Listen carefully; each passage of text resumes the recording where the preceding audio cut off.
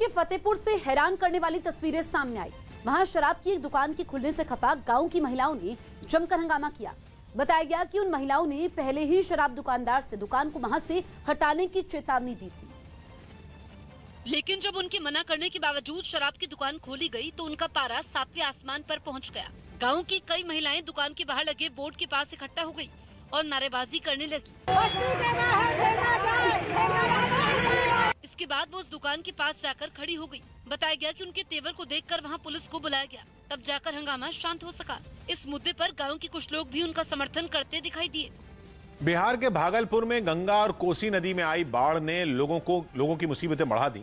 बारिश की वजह से वहां बहने वाली ये दोनों नदियां उफान पर है और उनका पानी रिहायशी इलाके में घुसकर तबाही मचा रहा है। वहां से बाढ़ और बर्बादी की कुछ तस्वीरें भी सामने आई, जिनमें हर तरफ पानी ही पानी भरा दिखाई दिया। बाढ़ के पानी में कई मकानों की निचली मंजिलें पूरी तरह डूब गईं। लोग छतों पर रहने को मजबूर हो गए। कुछ मकानों की छतों पर लोग टेंट लगाकर रहते नजर आए। गाय भैंसों को भी छतों पर चढ़ा दिया गया। बाढ़ में घिरा वो पूरा इलाका किसी टापू की तरह दिखाई देने लगा। घर से बाहर निकलने के लिए भी लोगों के पास सिर्फ नाव का ही सहारा बचा। एक आदमी तो गले तक पानी में डूबकर बाहर जाता दिखाई दिया। मालिक कोई नहीं आया है अभी तक देखने के लिए। खबर है कि वहां सैकड़ों लोग इसी तरह बाढ़ के बीच रहने को मजबूर हैं, जिनके पास अब खाने और पीने का भी संकट पैदा हो गया है। यूपी के सीतापुर से डरा देने वाली तस्वीरें सामने आई। वहां दो पक्षों के बीच जमकर पथराव हुआ, जिसमें करीब 10 लोग घायल हो गए। बताया गया कि रुपयों के लेन देन के मुद्दे पर उनके बीच विवाद शुरू हुआ, जो देखते ही देखते इतना बढ़ गया कि दोनों पक्ष एक दूसरे पर पत्थर बरसाने लगे। वहां से सामने आई तस्वीर में दोनों पक्षों के बीच पत्थरों की बारिश होती नजर आई। इस हंगामे को देखकर आसपास के कई लोग वहां जुट गए। कुछ तो अपने घर की छतों से इस पथराव को देखते रहे, लेकिन किसी ने भी बीच बचाव की कोशिश नहीं की, जिसकी वजह से कुछ लोगों को पथराव के समय चोटें भी आई। बाद में उन्हें अस्पताल भिजवाया गया। खबर है कि पुलिस भी मामले की जांच में जुटी है। केंद्र सरकार ने जायडस कैडिला कंपनी की 3 डोज वाली वैक्सीन को मंजूरी दे दी, जो 12 साल से ऊपर की उम्र वालों को भी दी जा सकती है। न्यूज़ 18 के रवि सिंह की रिपोर्ट है कि जायडस कैडिला की वैक्सीन को मंजूरी मिलने के साथ अब कोरोना के खिलाफ चल रहे वैक्सीनेशन अभियान में एक और वैक्सीन जुड़ गई। बताया गया कि जायडस कैडिला ने आखिरी चरण में करीब 28 लोगों पर वैक्सीन का ट्रायल किया था और उस ट्रायल के डेटा के आधार पर 1 जुलाई को वैक्सीन के इस्तेमाल की मंजूरी के लिए आवेदन किया गया था। अभी तक देश में जितनी भी वैक्सीन दी जा रही हैं वो 2 डोज वाली हैं, लेकिन ये भारत में पहली वैक्सीन होगी जिसकी 3 डोज लगवानी पड़ेंगी। सबसे बड़ी बात यह कि ये टीका 12 साल से ऊपर की उम्र वालों को भी लगाया जा सकता है। राफेल नडाल यूएस ओपन में नहीं खेलेंगे। स्पेन के टेनिस खिलाड़ी राफेल नडाल ने यूएस ओपन और दूसरी प्रतियोगिताओं से अपना नाम वापस ले लिया। उन्होंने चोट की वजह से मौजूदा सीजन में आगे नहीं खेलने का फैसला लिया। Miss you a lot, but I will be back and I will be back the right way.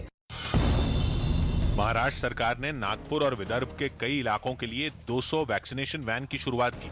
In van के जरिए स्वास्थ्य कर्मी इलाकों में घूम घूम कर लोगों को कोरोना का टीका लगाएंगे। दिल्ली पुलिस के स्पेशल सेल ने पैरोल पर बाहर आए गैंगस्टर सत्येंद्र को गिरफ्तार कर लिया। पुलिस ने बताया कि ये गैंगस्टर तिहाड़ जेल के एक डिप्टी सुपरिंटेंडेंट को मारने की साजिश रच रहा था। कुछ दिन पहले इसी सुपरिंटेंडेंट पर गैंगस्टर अंकित गुर्जर की हत्या के आरोप में केस दर्ज किया गया था।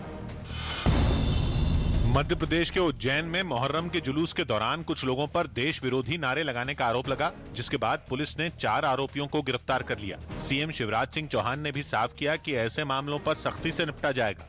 तालिबानी मानसिकता किसी भी कीमत पर बर्दाश्त नहीं की जाएगी। दक्षिण अमेरिकी देश बोलीविया के जंगलों में लगी आग की कुछ और डराने वाली तस्वीरें सामने आई। वहां पिछले 1 महीने से अलग अलग इलाकों के जंगल आग की चपेट में हैं।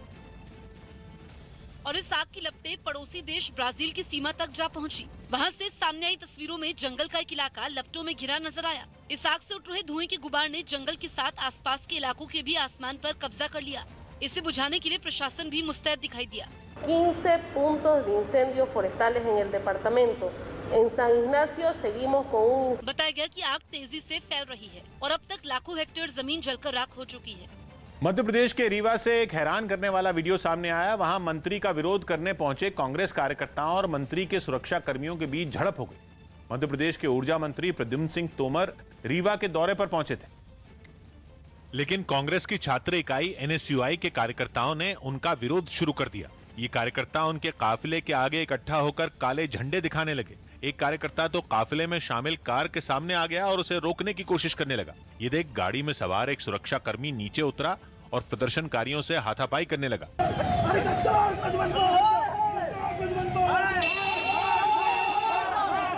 इसके बाद तो दूसरे कार्यकर्ता भी वहां इकट्ठा हो गए। बवाल बढ़ता देख काफिले के साथ चल रहे सुरक्षा कर्मी नीचे उतर आए और उन्होंने कार्यकर्ताओं की पिटाई शुरू कर दी। धक्का मुक्की में एक प्रदर्शनकारी तो नीचे गिर पड़ा। बाद में मंत्री भी अपने काफिले के साथ आगे निकल गए। खबर है कि इस झड़प में एनएसयूआई के कुछ कार्यकर्ताओं को चोटें भी आईं। अफगानिस्तान में तालिबान का रक्त चरित्र क्या है, वो किस तरह आतंकी मिसाल कायम करता है, इसकी गवाह भारत में भी है। दिल्ली में रहने वाली एक अफगान महिला ने न्यूज 18 को खुलकर तालिबान की क्रूरता और कायरता की कहानी बयां की। मुस्कान नाम की महिला पुलिस में काम करती थी, लिहाजा उसे तालिबान के खौफ से देश छोड़ना पड़ा। लेकिन मुस्कान ने तालिबान का जो क्रूर चेहरा बयां किया, वो किसी का भी खून खौला देने के लिए काफी है। वो लोग डेड बॉडी के साथ भी मतलब रेप करते हैं, या तो उठा के लेके जाते थे या के आके सर पे गोली मार देते थे, बस डायरेक्टली शूट करते थे। जैसे कि एक लड़की को कल लेके उठा के लेके गए हैं और अभी शुरुआत है। अभी वो लोग बहुत कुछ करते हैं, day by day they will change. वो लोग यही चाहते हैं कि हमें लड़की चाहिए हर घर से। तालिबान जो दुनिया के सामने पेश कर रहा है वो मुखौटा है, उसका असल चेहरा ये है जो अफगानिस्तान की रहने वाली मुस्कान बता रही है। तालिबान की यातनाएं उन्होंने अपनी आंखों से देखी है। मुस्कान अफगानिस्तान पुलिस में काम करती थी और काबुल में तैनात थी। तालिबान की तरफ से उन्हें जान से मारने की धमकी दी गई। उनके खौफ से मुस्कान को अपनी नौकरी ही नहीं, देश भी छोड़ना पड़ा। मैं आपको अपना एक्सपीरियंस बताती हूँ कि जब हम वहाँ पे थे, हमारे लिए बहुत वार्निंग आते थे कि अब अगर काम पे जाए, आपके फैमिली खतरे में है, आप लोग खतरे में हैं। लेकिन वार्निंग के बाद एक बार वार्निंग दिया और उसके बाद वार्निंग भी नहीं देते थे, या तो उठा के लेके जाते थे या के आके सर पे गोली मार देते थे, बस डायरेक्टली शूट करते थे। मुस्कान तालिबान से हजारों किलोमीटर दूर है। देश छूट गया, लेकिन मन में बैठा डर पीछा नहीं छोड़ता। उनके साथ काम करने वाली एक महिला के साथ जो कुछ हुआ, उसे देखकर मुस्कान ने तय कर लिया कि जान बचानी है तो देश छोड़ना ही होगा। एक महीने बाद जो, या तो 25-20 दिन के बाद जब उनको डेड बॉडी मिली, तो उसके बाद वो लोग डेड बॉडी के साथ भी मतलब रेप करते हैं। ये नहीं कि वो अलाइव है कि वो मतलब मर चुके हैं, वो डेड बॉडी के साथ भी रेप करते हैं। Can you imagine this? ये लोग ऐसे हैं कि इन लोगों का इसके ऊपर कोई भरोसा नहीं है। ये एक्सपीरियंस यही है कि जब लोगों को मिला, उसके बाद जब ये गवर्नमेंट वहाँ पे मौजूद थे, फिर भी ये लोग उसको किडनैप करके उसके बाद घर पे डेड बॉडी दिया और बोला कि अगर कोई लड़की पुलिस में काम किया या तो गवर्नमेंट के साथ यही हालत होगी उसके साथ भी।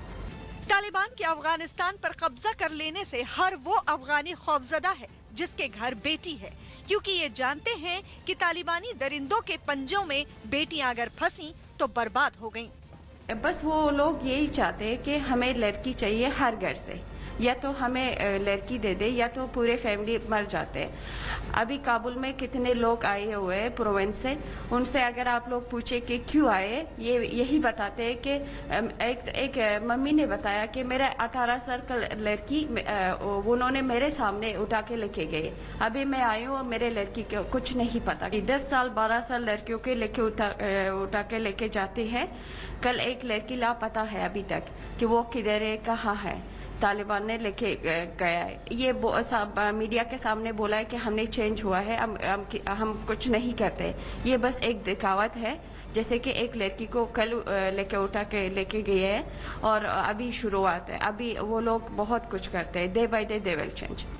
तालिबान आज जितना भी ताकतवर है, उसके पीछे पाकिस्तान का हाथ है। नतीजा अफगानिस्तान की जनता भुगत रही है। तालिबान तो छोटी छोटी बच्चियों को भी नहीं बख्शता। लड़कियों को दवाई देते थे, बेहोश करते थे, फिर उसके बाद ताबूत में रखते थे जैसे कि डेड बॉडी है और पाकिस्तान की तरफ लेके जाते थे।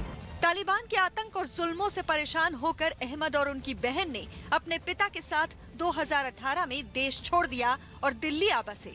उनके पिता को अफगानिस्तान पुलिस की नौकरी करने की सजा उन पर 3 गोलियां बरसा कर दी गई। मेरा पापा के गोली मार दिया सर पे, फिर उधर बहुत ज्यादा सब जान का खतरा है ना। मेरा भैया बहन सब उधर जाने का खतरा है, इसके खातिर में इधर। अफगानिस्तान की सेना हो, पुलिस या फिर सरकार के साथ काम करने वाले इस वक्त तालिबानियों के निशाने पर हैं। वो उन्हें ढूंढ ढूंढ कर मौत के घाट उतार रहे हैं। अहमद के मामा को भी देश की सेवा करने की सजा मौत के रूप में दी गई। वो क्या मर गया, वो मेरा मामा, एक उसका तालिबान मार दिया। तालिबान ने मार दिया? कैसे मारा? 1 महीना होगा। क्या 1 महीने पहले मारा आपके मामा को? कैसे? वो आर्मी था ना, वो आर्मी था, डॉक्टर भी था। हाँ। तो कैसे मारा मामा को? क्या हुआ था? वो पूरा वाकया बताइए। वो भी आर्मी था, इसलिए वो गवर्नमेंट के लिए काम कर रहा था ना मेरा मामा, इसलिए तालिबान लोग इसको 5 गोली मार दिया। अब 1-1.5 महीने पहले शहीद हो गया वो। इसलिए तो मेरा और मामा जो है ना अफगानिस्तान पे, वो ये कह रहा कि हम भी अगर हमारे लिए भी मौका मिल गया तो हम भी या तुर्की या ताजिकिस्तान या इंडिया पे आएंगे। अब पता नहीं उनका फ्यूचर क्या हो जाएगा, हमारा फ्यूचर तो अभी तक पता नहीं कैसा है। 3 साल से दिल्ली में रह रहे अहमद और उनकी बहन को अपना भविष्य अंधकार में दिखता है। दोनों अब भारत या किसी दूसरे देश में पनाह चाहते हैं। कार बनाने वाली अमेरिकी कंपनी टेस्ला अगले साल एक ह्यूमनॉइड रोबोट बाजार में उतारने की तैयारी में। News18.com की खबर है कि कंपनी के सीईओ एलॉन मस्क ने ऐलान किया है कि वो टेस्ला बॉट नाम के रोबोट पर काम कर रहे हैं, जो अपनी कदकाठी में भी किसी इंसान की जितना लगभग 5 फीट 8 इंच लंबा ऊंचा होगा और रोजमर्रा के छोटे मोटे काम तो चुटकी बजाते ही कर लेगा। साथ ही वो रोबोट कुछ खतरनाक और उबाऊ काम करने में भी इंसान का मददगार साबित होगा। यहां तक कि वो दुकान पर जाकर घर का सामान भी ले आएगा। कंपनी को उम्मीद है कि उसका रोबोट इंडस्ट्री में मजदूरों की कमी को भी दूर करेगा। हालांकि इतनी सारी खासियतों के बीच इस बात का भी पूरा ध्यान रखा जा रहा है कि रोबोट बहुत ज्यादा महंगा भी ना हो। छत्तीसगढ़ के नारायणपुर में आईटीबीपी के कैंप के पास नक्सलियों ने हमला किया। छत्तीसगढ़ के नारायणपुर में आईटीबीपी के कैंप के पास नक्सलियों ने गोलीबारी की। इस हमले में असिस्टेंट कमांडेंट सुधाकर शिंदे और एएसआई गुरमुख सिंह शहीद हो गए। टेबल टेनिस खिलाड़ी मनिका बत्रा और उनके जोड़ीदार जी साथियान ने शानदार प्रदर्शन किया और हंगरी में WTT कंटेंडर बुडापेस्ट टूर्नामेंट के मिक्स डबल्स का खिताब अपने नाम कर लिया। उन्होंने फाइनल में 11-9, 9-11, 12-10 और 11-6 से जीत हासिल की। दिल्ली के पास गौतम बुद्ध नगर जिले के डीएम सुहास एलवाई ने पैरालंपिक्स के लिए अपनी तैयारी तेज कर दी। डीएम सुहास एलवाई पैरालंपिक्स में हिस्सा लेने के लिए 27 अगस्त को टोक्यो रवाना होंगे। कोशिश करेंगे कि अपना नेचुरल गेम खेले और वहाँ जो सर्वश्रेष्ठ प्रदर्शन है वो करने का प्रयास करें। समाजवादी पार्टी के सांसद शफीकुर रहमान बर्क के बाद अब उनके बेटे मौलाना ममलूकुर रहमान बर्क ने भी विवादास्पद बयान दिया। उन्होंने तालिबान की तारीफ करते हुए उन्हें बधाई दे दी। हमारे देश के बारे में उन्होंने कुछ नहीं कहा, उसके खिलाफ कभी नहीं बोले, तो इसलिए हम जो है तालिबान को मुबारकबाद देते हैं। दिल्ली के पास गुरुग्राम में लोगों से ऑनलाइन ठगी के आरोप में एक आदमी को गिरफ्तार किया गया। बताया गया कि यह आरोपी एक बैंक के लोन डिपार्टमेंट में काम करता था। इससे पूछताछ जारी रहेगी और जगह जगह से हम इंफॉर्मेशन मांग रहे हैं। खबर है कि अफगानिस्तान में उड़ान के दौरान अमेरिकी सेना के विमान से जो लोग गिरकर मारे गए उनमें युवा फुटबॉलर जकी अनवरी भी थे। बताया जा रहा है कि 19 साल के जकी अनवरी उस दिन काबुल एयरपोर्ट से अफगानिस्तान छोड़कर जाना चाहते थे। छात्र आरजेडी अध्यक्ष के मुद्दे पर तेजस्वी यादव से मुलाकात करने पहुंचे। तेज प्रताप यादव ने उनके सलाहकार संजय यादव पर गंभीर आरोप लगाए। तेजस्वी से जब हम बात कर रहे हैं इस मैटर पे, तो संजय यादव हमको आकर के रोकने का काम किया है और तेजस्वी को लेकर के चला गया है। ये मिलने नहीं दे रहे हैं, बात करने नहीं दे रहे हैं। वहीं तेजस्वी यादव ने तेज प्रताप के आरोपों पर पलटवार किया, उन्हें अनुशासन में रहने की सलाह दी। बड़े भाई हैं तो अलग बात है, लेकिन पार्टी में सब लोगों को, माता पिता ने सब लोगों को तो ये एक बात जो जरूर सिखाई है, हम लोगों को संस्कार में माता पिता ने दिया है कि बड़ों की इज्जत करो, सम्मान करो और थोड़ा अनुशासन में भी रहो। कोरोना का प्रकोप झेल रहे मेक्सिको में लोगों को वैक्सीनेशन के लिए आगे लाने के लिए प्रशासन ने अनोखा तरीका अपनाया। वहां एक प्रतियोगिता रखी गई, जिसके बाद लोग आम कपड़ों में नहीं बल्कि जानवरों की कॉस्ट्यूम में सज धज कर वैक्सीन लगवाने पहुंचे। मेक्सिको में कोरोना कहर के सभी रिकॉर्ड तोड़ रहा है। 2 दिन पहले वहां लगभग 29,000 मरीज मिले, जो कि पिछले साल महामारी फैलने के बाद अब तक का सबसे बड़ा आंकड़ा। यही वजह रही कि प्रशासन ने खास तौर पर 18 से 29 साल के युवाओं को टीका लगवाने के लिए प्रेरित करने के लिए एक प्रतियोगिता रखी। और फिर जो तस्वीरें सामने आई उन्हें देखकर ऐसा लगा जैसे वैक्सीनेशन सेंटर पर फैंसी ड्रेस कंपटीशन चल रहा हो। प्रतियोगिता में हिस्सा लेने के बहाने ही सही लोग वैक्सीन लगवाने के लिए घरों से निकले और बन ठन कर टीका केंद्र पहुंचे। कोई घोड़ा बनकर पहुंचा तो किसी ने डायनासोर बनकर कोरोना का टीका लगवाया। बैटमैन की टी शर्ट पहना एक जोड़ा तो वैक्सीन की डोज लगवाने के बाद बेहद उत्साहित दिखा। कैरेबियाई देश हैती में हाल ही में आए भूकंप के बाद हालात इतने बिगड़ गए कि लोग अब खाने के लिए भी एक दूसरे के साथ मारपीट करने से नहीं हिचक रहे। इसी महीने की 14 तारीख को वहां आए भूकंप में अब तक 2000 से ज्यादा लोगों की मौत हो चुकी है, जबकि लाखों लोग बेघर हुए हैं।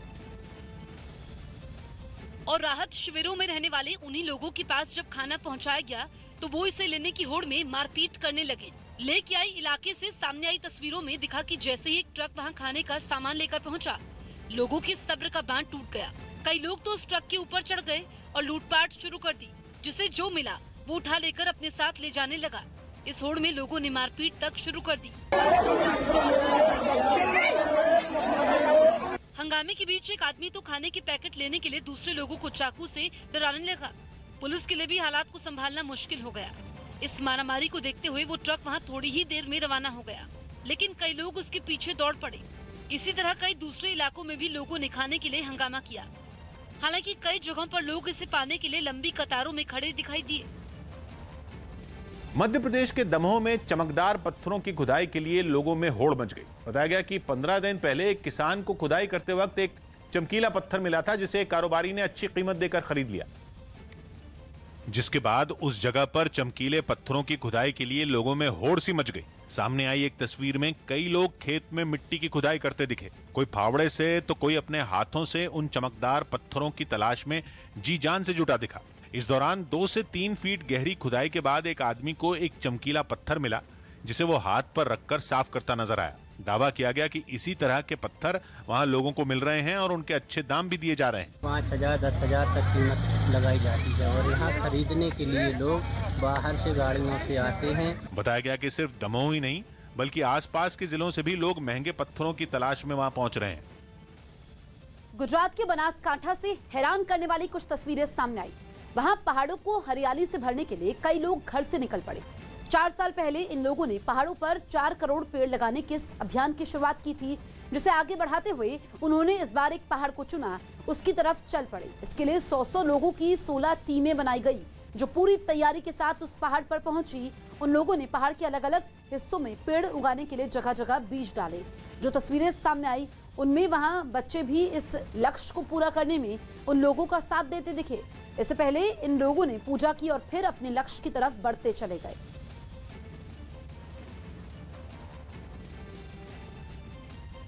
दुनिया की सबसे बड़ी और सबसे ताकतवर सेना बनाने में जुटे चीन को बड़ा झटका लगा है। न्यूज़ 18 के संदीप बोल की रिपोर्ट है कि चीन की सेना में जाने से वहां के युवाओं का मोह भंग हो गया और खबर है कि इस समस्या से निपटने के लिए चीनी सेना ने भर्ती के लिए तय मानकों को भी घटा दिया है। सूत्रों के मुताबिक इतना ही नहीं, इस कमी से निपटने के लिए चीन अपने रिटायर्ड सैनिकों की फिर से भर्ती का रास्ता भी खोल रहा है, जिसके लिए नए और पुराने नियमों में बदलाव किए जा रहे हैं। चीन को उम्मीद है कि उसकी इन कोशिशों से शायद कुछ हद तक समस्या कम हो जाएगी। तालिबान के खिलाफ जंग की आखिरी उम्मीद बनकर उभरे पंजशीर में हलचल तेज हो गई है। जिस पंजशीर पर तालिबान कभी घुसने तक की हिम्मत नहीं कर पाया, वहां अफगानिस्तान के सैनिकों का जमावड़ा शुरू हो चुका है। ये तस्वीरें तालिबान की रातों की नींद उड़ाने वाली हैं। ये तस्वीरें मुल्ला बरादर और उसके आतंकियों की नींद उड़ाने वाली हैं। ये तस्वीरें तालिबान, चीन और पाकिस्तान की नींद उड़ाने वाली हैं। ये तस्वीरें पहाड़ों से घिरे उस खूबसूरत पंजशीर घाटी की हैं, जहां तालिबान के खिलाफ न केवल जंग का ऐलान हो चुका है, बल्कि नॉर्दर्न अलायंस के लड़ाके तालिबानी आतंकियों का समूल नाश करने के लिए जमा हो रहे हैं।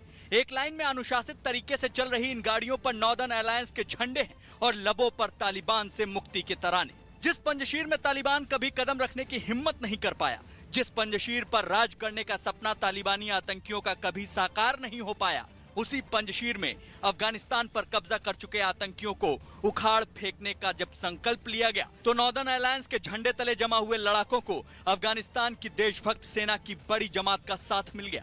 फिर तो पंजशीर की शांत घाटी में मुक्ति वाहिनी सेना का काफिला निकल पड़ा। इस काफिले में सेना के टैंक नजर आए, इस काफिले में आम जनता की भागीदारी नजर आई, इस काफिले में जोश और जुनून नजर आया। फिर तो गाड़ियां ही नहीं, सड़कों के किनारे भी नॉर्दर्न अलायंस के झंडे लहराने लगे। फिर तो नॉर्दर्न अलायंस के झंडों के साथ शेर पंजशीर अहमद शाह मसूद के भी पोस्टर नजर आने लगे। तालिबान का नामो निशान मिटाने के लिए हथियार लहराए जाने लगे। पंजशीर घाटी में जोश और जज्बे की जब ऐसी लहर उमड़ी तो इसके लड़ाकों के जोश ने हिंदुस्तान के लोगों को महाराणा प्रताप की यादें ताजा कर दी, जिन्होंने मुगलों की गुलामी से बेहतर जंगलों में घास की रोटी खाने को मंजूर कर लिया था। जोश और जुनून की इन्हीं तस्वीरों में ये तस्वीर हर किसी का ध्यान अपनी ओर खींच रहा है। यह है वो लड़ाका जिसे किसी भी हालत में तालिबान का शासन मंजूर नहीं। यह है वो लड़ाका जिसे घास फूस फूल पत्तियां खाकर जिंदा रहना मंजूर है, मिट्टी खाकर जिंदा रहना मंजूर है, लेकिन अपनी मिट्टी का सौदा और उससे गद्दारी मंजूर नहीं। इसे साबित करने के लिए लड़ाका पत्तियां खा रहा है और जमीन पर बहता पानी पी रहा है। यही नहीं, इस लड़ाके को मिट्टी खाते भी देखा जा सकता है और इस मिट्टी के लिए कुछ भी कर गुजरने का इरादा जताते भी।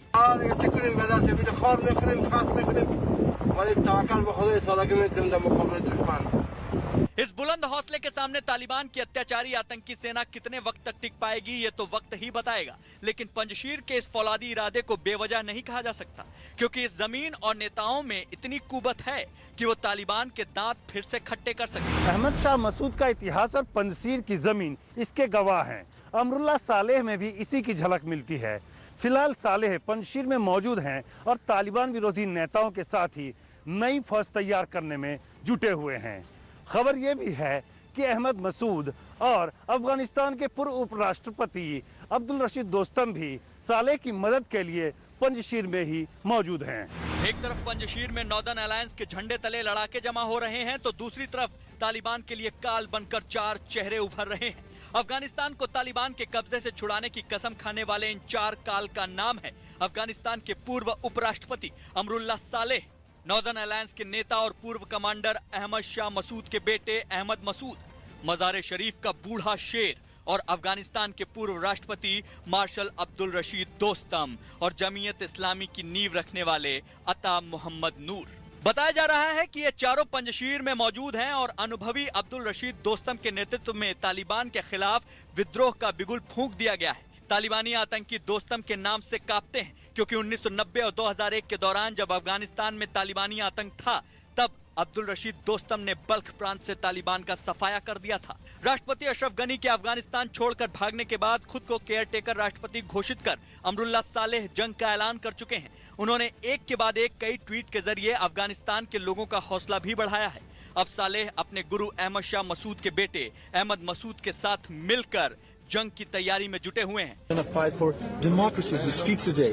They're going to fight for the rights of the people. They're going to fight for the rights of the women. And they're going to fight for many other values that we cherish and we love and we achieved in the past 2-3 decades. We are the first line of defense. We are defending Europe. We are defending the region. And Afghans are fighting not just for themselves but for everyone. کابل تنها یک نقطه مرکز مقاومت در پنجشیر تحت ریاست معاون رئیس جمهور افغانستان که زعامت کشور فعلا به دوش دارند در اونجا ایجاد شده و من باور دارم که اونا به پروسه صلح اعتقاد دارند.